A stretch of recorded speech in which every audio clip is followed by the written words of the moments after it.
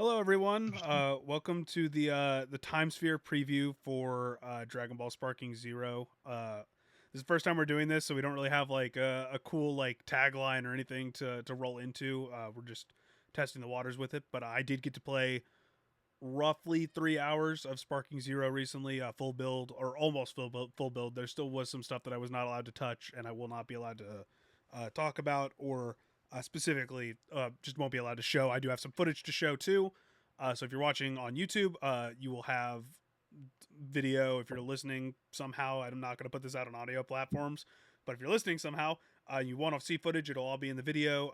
There's no audio, unfortunately, because no one told me that the way that we were recording with the Elgatos at the setups, if you plug in the headphones to the controller, all the audio redirects to the controller and will not be recorded through the Elgato also. So I do not have audio.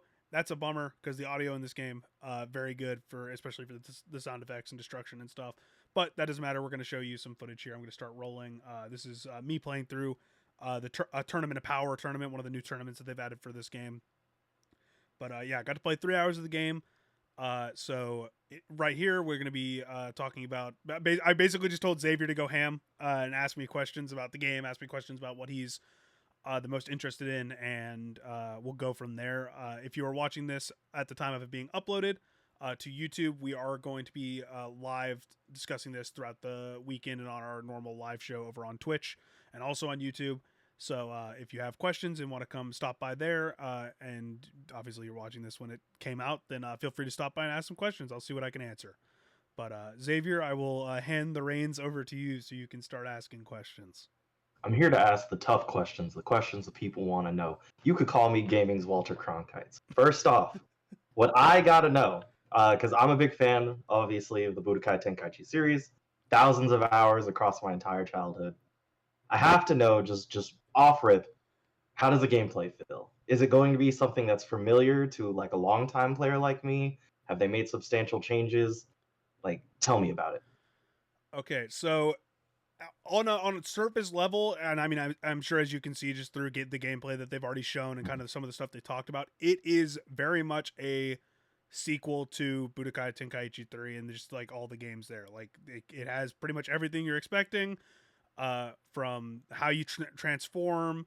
Although some of that stuff has been reworked a little bit with some of the meter changes, but like how your health works, how you charge up, how you do specific things, like the moves themselves. Like I spent the entire first like 30 minutes of my time with the game looking through, not 30 minutes, but like thereabout, looking through like all the characters to see like what moves are like the same, like all the different abilities, like wild sense and like full power charge, or like all those ones that are just like generic, kind of like the generic name ones, like after image or whatever. Like all those, a lot of them are the exact same across all characters. So they really spent a lot of time going back through uh, BT3 to almost to an alarming extent. Like there are some areas of this game where I feel like it's not obviously not copy pasted because everything looks different, they act like interact differently and everything, but it does feel like they took BT3 and put it in a modern coat of paint with like some of the move sets and stuff. But in terms of gameplay, I remember talking to the producer post our gameplay session, and one of the main things that he mentioned that they focused on changing when I asked him about it was there now that the focus of this kind of evolution of the series was to make it feel more Dragon Ball across the board. So like the more elemental effect, like more environmental effects when you're powering up, like your powering up now destroys things around you, changes the weather, will alter like certain things depending on like where you're at or like where you're doing it. Um, so in order to do that, they also changed like how certain characters interact with their charges and like all these other different things in the world.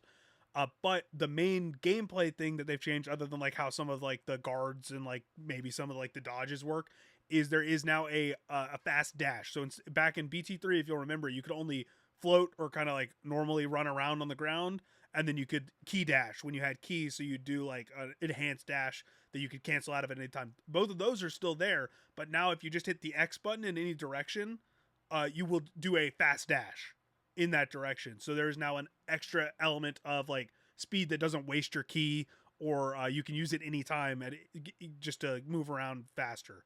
So it does feel a lot faster just with that one inclusion, not to mention like some of the changes to like teleportations and all these other things. So the game feels familiar.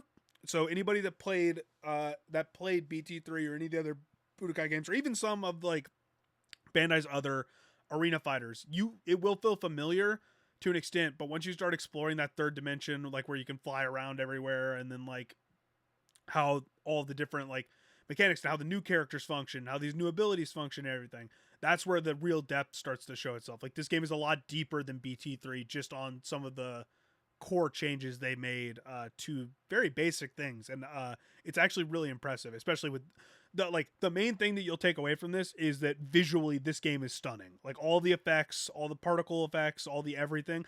We'll talk a little bit about customization later, but some of the customization things that you can do to change things about characters and change things about stuff that is familiar from BT3 now has a bigger effect because of how all those things work in the game. So yes, it feels familiar, it will feel familiar, and it's going to play like BT3 but with a lot more depth and a lot more stuff to play around with. It's going to feel really good. You know, you did kind of mention, I guess, maybe other Dragon Ball games that people would be familiar with. What about the gang of people that love Xenoverse 2? Because that does have like a big following and it's lasted for so many years. There are probably a whole swath of Dragon Ball players that are in love with Xenoverse 2. How do you think they're going to receive sort of this battle system compared to what they might be used to? Uh, Xenoverse is kind of like a weird middle ground between like an MMO and what Budokai was. Budokai Tenkaichi specifically, obviously Budokai is its own thing, but I think they're going to like it more than if it was just BT3 because there is some more depth to it. But obviously, it's not like number based. It's not like you're still gonna have the depth of like finding out how moves. It's gonna be more like a fighting game in that you're gonna find out how moves work, how moves flow into each other. Like you're gonna find out combos and stuff that work really well. One of my buddies that was at this movie event, as soon as we were walking away from the event, he goes, "Dude, I found out air combos," and I'm like, "Bro, why do you always try and break the game like day one?" That's just his thing. So you're definitely going to have uh, stuff that's familiar to Xenoverse people too, especially once you get into like some of the custom stuff. But in terms of gameplay, it's not going to be too familiar to what they know from Xenoverse. They're going to have to get used to a new flow and a new style of stuff. It's much more fast paced, a lot less like numbers or maybe like stun based or whatever. Like status effects aren't really a thing other than maybe like solar flare or like the occasional character that has like telekinesis as like their ability where you can like freeze them if you use it at the right time. But yeah, Xenoverse people are gonna have some getting used to, but I think they're gonna like it more if it was them going back to try and get into BT3. Awesome. And another thing is, I think the Tenkaichi series did a really good job of changing up how they present the Dragon Ball story throughout each game. Every game had a different approach.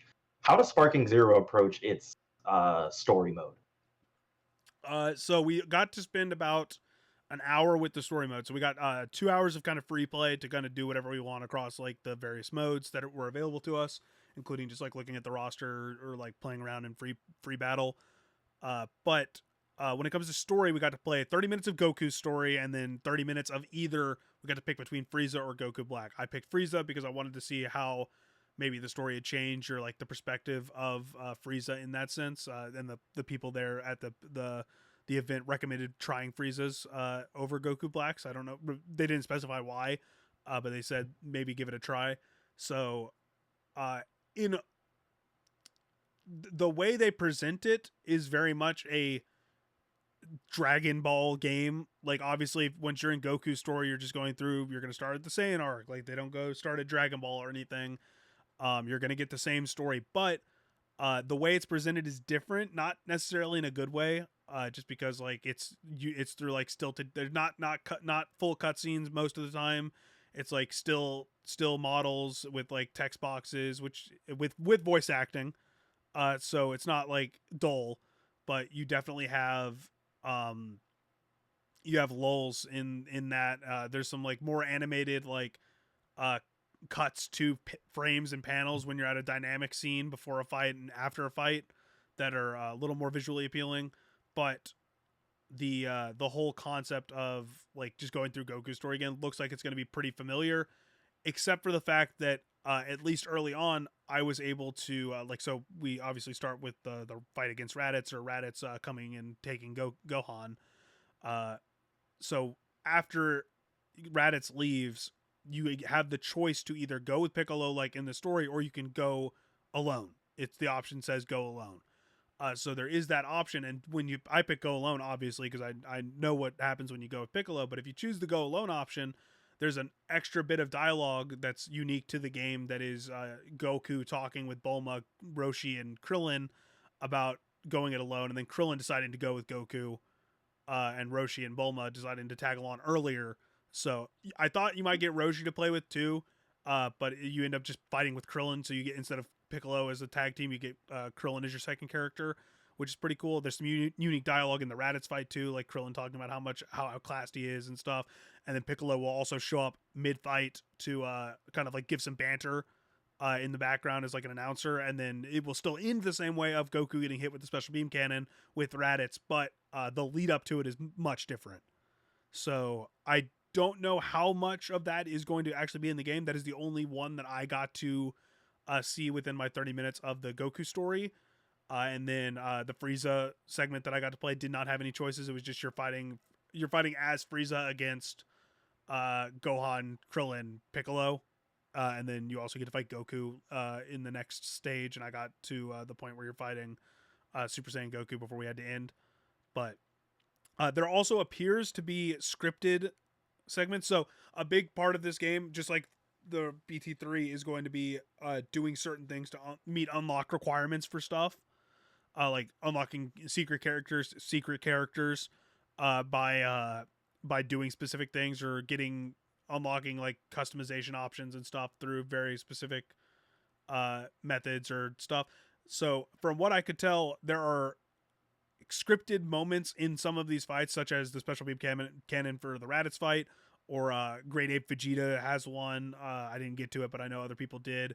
And then Goku's "You Fool," like the beam against Frieza that kills Frieza and ends the Namek saga. It appears that you can win the fights before that, and then you can unlock things or get specific changes or something within that. I don't know if it's just like unlocking new stories or new custom battles or new cosmetics or what, but it appears that you can win before that point, and then you will get something for doing it as like an extra reward. I don't know if that's story related. I don't know if that changes anything, but I do know that is in certain points of the story, it appears that is the case. So there is something to strive for with like kind of like speed running certain fights before you reach a scripted scenario. So there's replayability in a way that hasn't really been there before. But obviously, like, we've seen some of the characters that are going to have stories. I didn't look at the trailers to see like what they've revealed, but I do know that the 4 that I know about and that I saw in the screen were Goku, Frieza, Goku Black, and then Jiren. All have story modes that you can play through, and you will unlock some of those by doing the other story modes. Interesting. So next, campaign does sound awesome, but there were a lot of other things you could do in pretty much all of the Budokai Tenkaichi games, and so I want to know about the side mode. I think BT3 was amazing at offering you just a plethora of things to do, from ultimate battles and all the different challenge fights you could do, to a tournament mode, to even, sort of like some expanded customization, which we can get into later. So tell me about some of the extra modes that you can do besides simply versus battle and going through the story. So outside of like the normal saga and then like the free battle mode, obviously tournaments are back. You're seeing footage of it right here. They've added more tournaments for obviously from Super. They brought back I think they brought back every tournament from the previous modes. So the Yamcha games are back with like the completely random elements to it. And like random rule sets. The Cell games are back. The World Martial Arts tournament's back. There were a couple others. I did not get to play through all of them. I played through Cell games, Tournament of Power, and the Yamcha games myself. And the Tournament of Power is also unique because it adds a new element of customization to these battles. So you can add 2 custom battles where your characters cannot fly. No character can fly, just like in the Tournament of Power. That was one of the restrictions. So all of your characters, just like characters that couldn't fly in BT3, will slowly fall to the ground. Like you can fly up and then you will slowly go down, but you cannot fly around. And there is an out of bounds at the edge of the ring. So like at the start of this footage that we just saw, both myself and my opponent went out of bounds early because I was playing as Roshi and I fell too far, and then I knocked him out of the ring. So both of us out of bounds and switched to our second character. So there are elements of it that are new to the tournament mode, and then you can also use those in custom battles. The big new one, obviously, and this will probably replace, like we talked about before this recording started, where it was like you talked about like the Jiro's lab and like some of the like alternate story paths and stuff. I do wish that there was still the like the scripted, like fully voiced kind of what if scenarios. I think they're adding some, like I said earlier, I think they're adding some of that into the main story here with like how you can approach certain things, or maybe some of how certain stories are told if you're playing as a certain character. Haven't gotten far enough in any of that to know. But when it comes to the new mode, there is a custom battle mode where you can there are pre-made fights from the developers where it's like unique stories, unique scenarios with like custom rules that you have. It's like basically like challenge mode where you have to clear a scenario under certain guidelines and certain restrictions with certain characters to complete a story, or to complete a challenge. Either it can be either one, like making your own fan fiction idea, or setting up a challenge where it's like, oh hey, you have to fight. Like one of the ones I did was I had to fight like Jiren alone with a full team of 5, and he's buffed up to the max, and I almost killed him, and then he transformed and he got all his health back.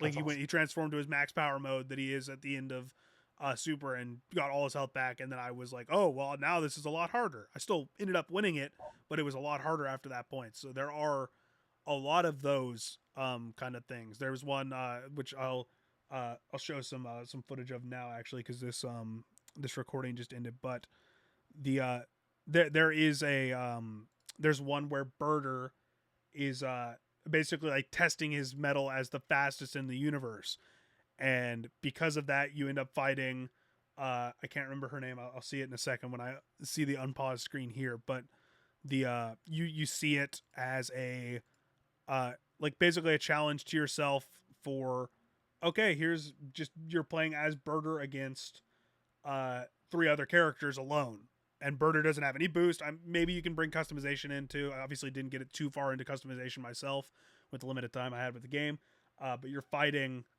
I don't remember the girl on screen from like the magical girl kind of archetype universe, but you fight her, and I never got past the next character, which is kick my ass. So there are some very challenging ones. I know there's some where you're fighting like a bunch of Earthlings as Mr. Satan, and you have to win the fight like 4v1 or whatever over time in the World Martial Arts Tournament because he made Krillin mad or something. So a bunch of the scripted ones, but this is going to be like Mario Maker where you can make your own and upload them and then download them. So don't know how that's going to work as of yet, because obviously that feature wasn't live, didn't get to do any of that, like the customization. I'm pretty sure they said that we could go in and do that. I just didn't want to do that with my time with the game. But the way that functions is you have free access to like poses and the characters and like animations and stuff like that. So you can like have people punt like I did one where future Trunks trains with Piccolo before going back to face Goku Black. So it's like a little someone added a scene to basically the Goku Black arc, and you're like, okay, cool, here is this. And so you get an opening cutscene of Piccolo like clashing with Trunks and them having a conversation, and then like afterwards you get another ending cutscene when you win, or if you lose you get an ending cutscene. So you can customize all of that. It's very limited in what you can do. Like obviously a lot of the poses are the same, a lot of the animations are either locked to characters or very samey once you get into it. The main thing that's going to throw a lot of people off is the way you type, like the way you're going to have to word stuff. You only have access to a set amount of nouns, so like descriptors basically, to use. So you're not going to be able to type out like an actual sentence. Like the sentence itself is going to be fine. The way you can structure it, I believe, but you're going to have to put in like when someone is referring to like Super Saiyan or Great Saiyaman or something like that, it's just used as a noun. So there's no there's nothing prefacing it. So it's like so great Saiyaman did this, or it just ends up being very stilted sentences. Like I wish I had like an example, or like I could look at the screen over here to find one in this, but it's like basically it would be like, oh hey, um you aren't fastest in the you aren't fastest in universe or whatever, like that kind of stuff. Just like very stilted uh usage of words and nouns and stuff as descriptors, and it's like it's fine. It's not going to throw people off too bad once it becomes like known what you can use. But there's like something like 5,000. It's either 500. It's either 500 or 5,000, which is a big difference. But I believe it's the 5,000 mark is what they told us of words you can use in those scenarios. So people aren't going to have an issue with it once they get used to it. But the structure of the storytelling is going to be what people are going to get the most laughs out of, I think. Outside I think people are gonna. I think people are gonna. I feel like people are gonna start turning like sort of like the language limitation into like community jokes, and Yeah. it'll just sort of take up a life of its own. Oh, Um, probably. so I think people are gonna be like, this is what we got. Let's just have complete fun with it, and it'll become like just a joke and like a fun community thing that we'll all understand the limits we have to go through. Sort of like Elden Ring notes, kind of like that.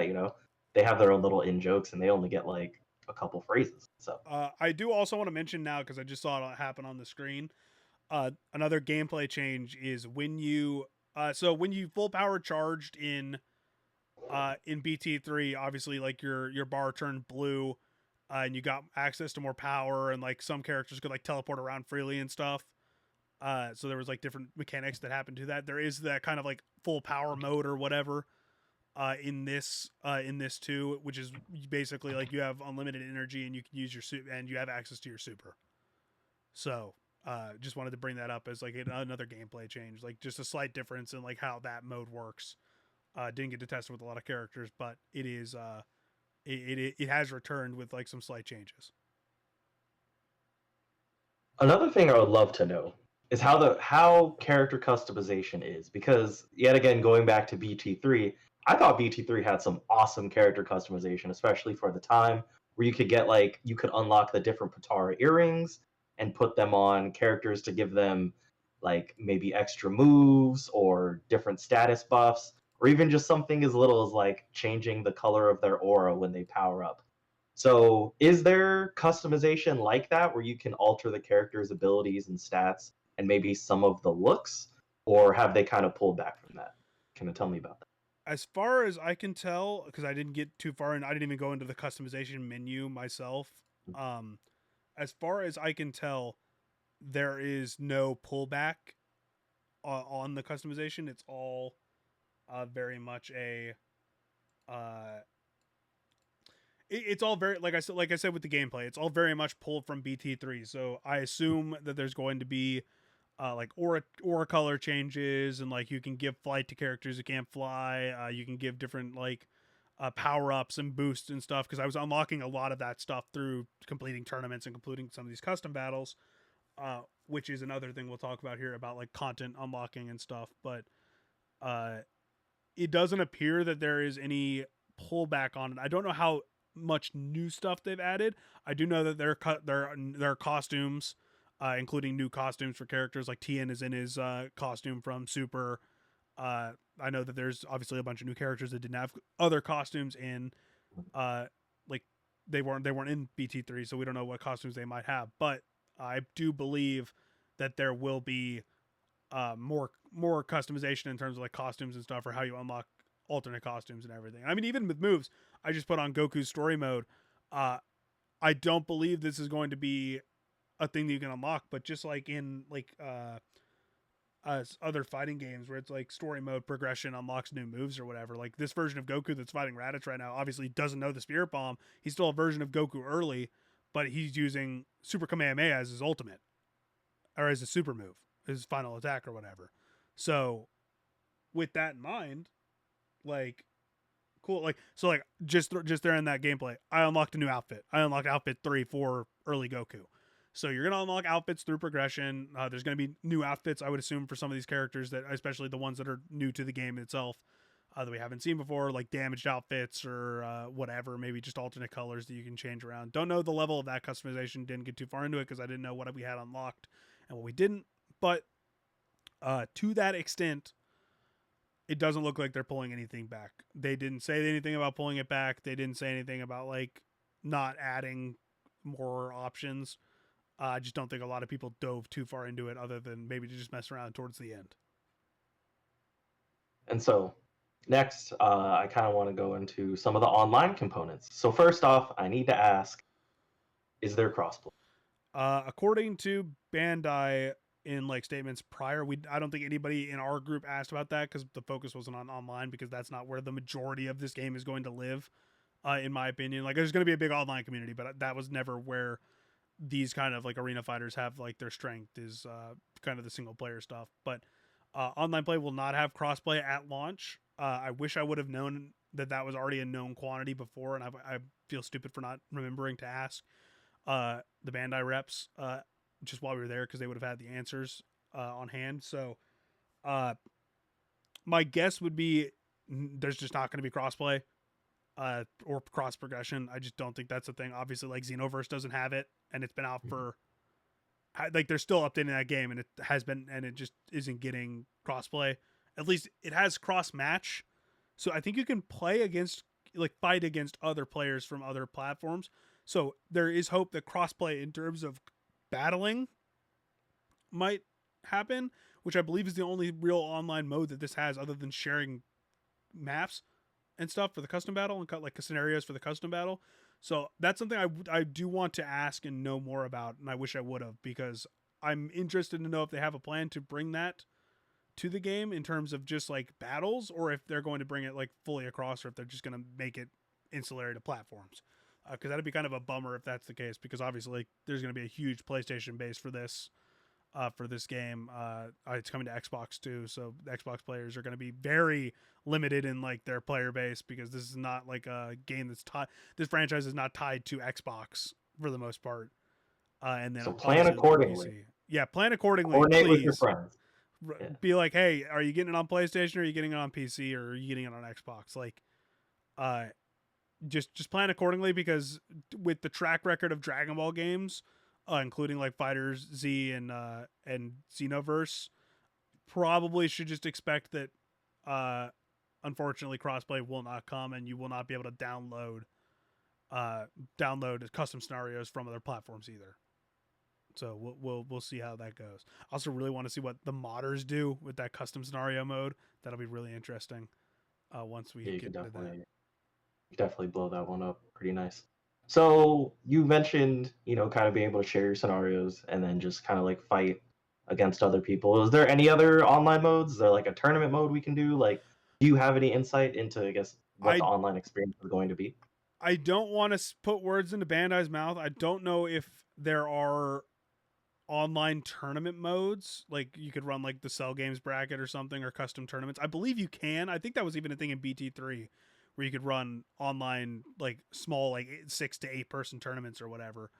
But I want to say custom battles will be available online. Obviously 1v1, there will be ranked on, like there will be all the normal online modes for these arena fighters that have happened since this will be there. So like if you go look at like the Ninja Storm games or whatever, you'll see kind of what you're going to get here, but with some extra flair.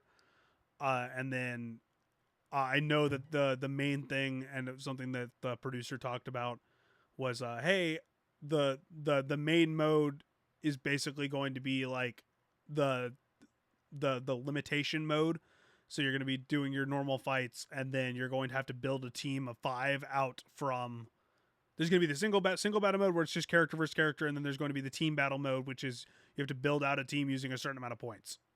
So nice. Like it's going to be like 25 points, and every character's worth for anywhere from like 1 to 9 points, or whatever, 1 to 7 points, whatever it was in BT3. And so like you can't have a full team of like Gogeta, Vegito, like that kind of stuff, but you can do like 2 of them and then like a bunch of 1-pointers, or you can focus entirely on filling out your team with like a balanced roster that you're good with, or you can just bring 2 characters and that's it.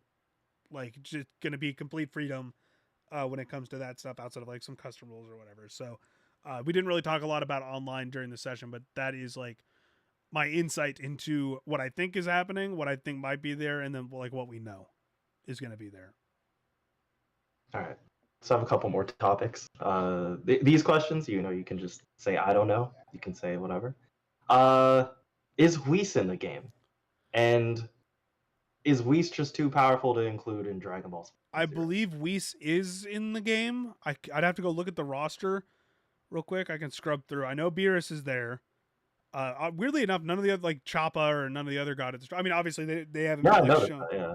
Yeah, they haven't been shown fighting in the whatever. So let me actually go look real quick and see if Whis is in the game because like I said, I spent a lot of time looking at the roster here. But Whis, I believe, is in the game.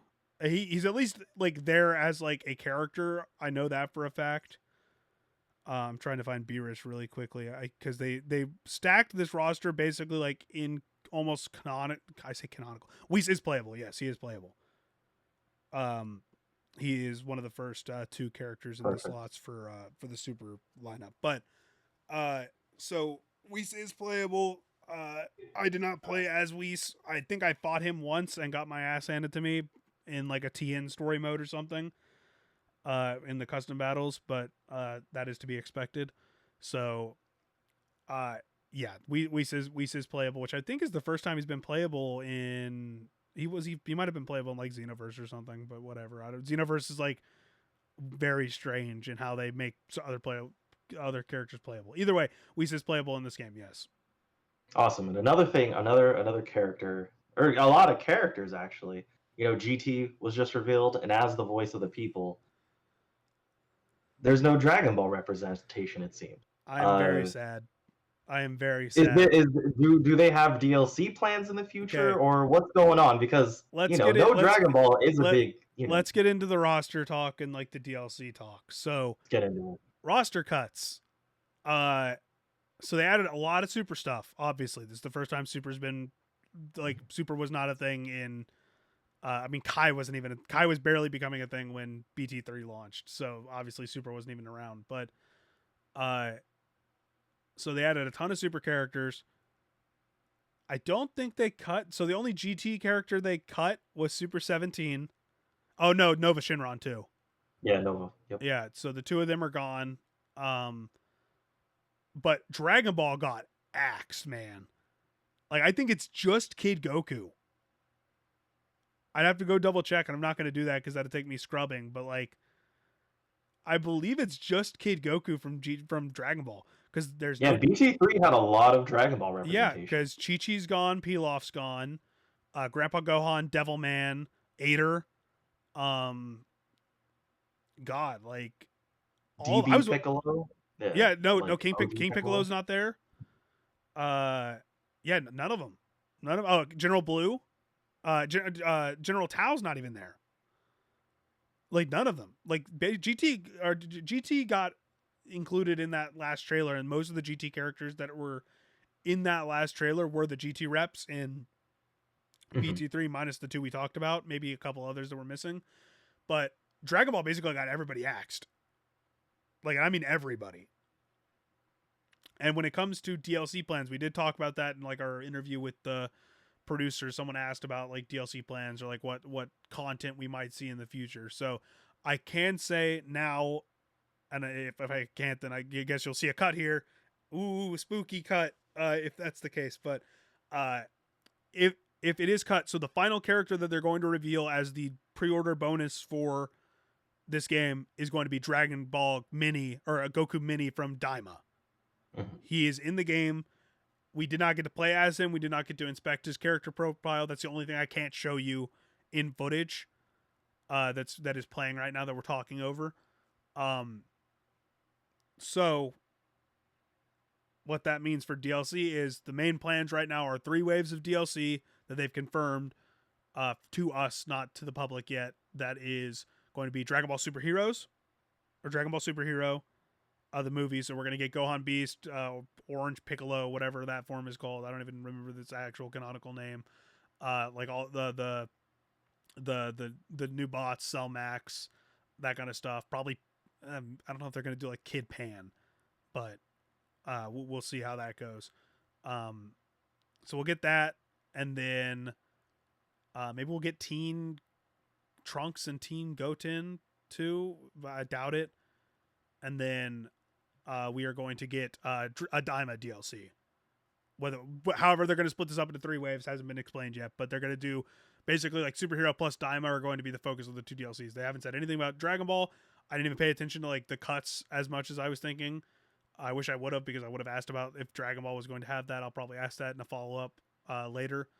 But yeah, doesn't appear there's going to be any more GT or Dragon Ball deal. There's no announced or planned as of what they've shared with us at this preview DLC for the game beyond what they teased for the Superhero plus Daima, which is sad because I am Dragon Ball Erasure is like my least favorite thing. I hate people that, all right, I hate like that Dragon Ball is just like never getting any credit, essentially. Doesn't get any love. It's like GT is getting more love than Dragon Ball is now, which is like, it's fine. I like GT to an extent, but like I love Dragon Ball. Like Dragon Ball is my favorite Dragon Ball media, and the fact that it's just not getting any love is wild, especially in a game like this where the whole point is, hey, everybody, it's like their version of the Smash, everybody's here, but guess what, now it's just Kid Goku. So because even this Roshi is more like Super Roshi than, yeah, it's definitely not OG Roshi. Yeah, it's Super Roshi, not Dragon Ball Roshi. So I think we covered it all. Let's see. Is there anything else I wanted to talk about? Not particularly. Like we said, there will be more content on this going up from us, leading up into launch. I'm going to be answering more questions if anybody has some specifics live, and then we'll upload those VODs. So if you're interested in seeing more, there'll probably be more up or more coming up by the time you've seen this. If you have any questions about the game and you see this as it goes up, feel free to drop by Twitch and ask any of the questions while we're live talking about it, or whatever. Just ask questions in the comments if you want. Maybe I'll stop by the comments and answer some questions there too. But yeah, the game looks great, feels great. I'm really excited for it. I really hope that some of the concerns I have are unwarranted, and then that we do get additional DLC for the game that is those characters, like those expanded characters, where it's like, okay, yeah, we're gonna get a Dragon Ball pack or whatever. We're definitely getting more DLC, like, because like there's no way they're not gonna do what they do with Xenoverse with this game and just turn it into like a, like maybe they'll add like Xenoverse characters, like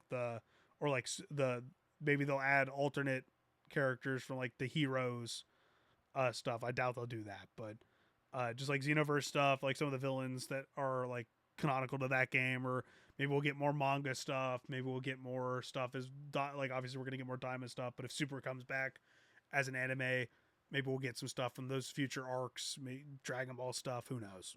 But I do hope that the stuff that I played, since it was looked like pretty much a complete build of the game, holds up and people really enjoy it. But thanks for watching. If you like what we talk about, I'm gonna try and have some preview stuff up for some other upcoming games too. Shout out to Bandai for giving me the opportunity to come out, play the game early, talk to the producer. It was an awesome time. And obviously, like, I love Budokai Tenkaichi 3. Like, I booted up the game on PlayStation the day before just to kind of get a feel for how these two compare to feel. And I'm very excited for this game to come out. So if you enjoyed what we talked about here or want to hear more, we do a live show every week on Twitch and YouTube. We do it twice a week, Mondays and Thursdays usually. We do my buddy Scott and I do a podcast talking about games and esports, and then we do just coverage of games as we go here and there. So if you like any of that, feel free to subscribe, stick around, hang out. Xavier, thanks for sticking it out. We'll talk to you in the next one. Awesome. See y'all.